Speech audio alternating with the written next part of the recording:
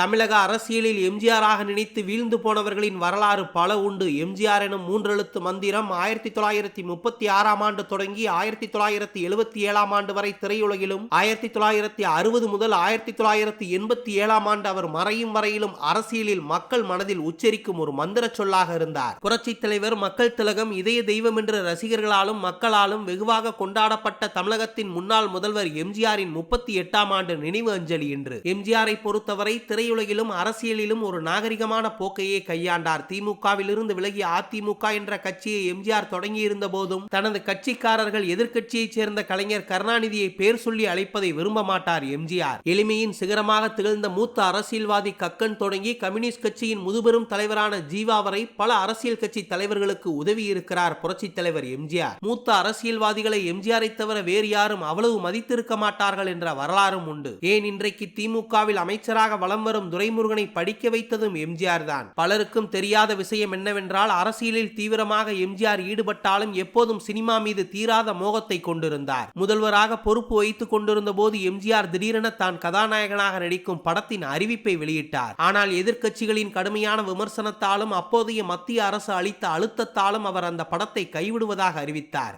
அவ்வாறு எம்ஜிஆர் முதல்வரான பிறகு அறிவித்து கைவிடப்பட்ட திரைப்படத்தின் பெயர் உன்னை விடமாட்டேன். இந்த திரைப்படத்திற்கு இசையமைப்பாளராக ஒப்பந்தமானவர் இசைஞானி இளையராஜா.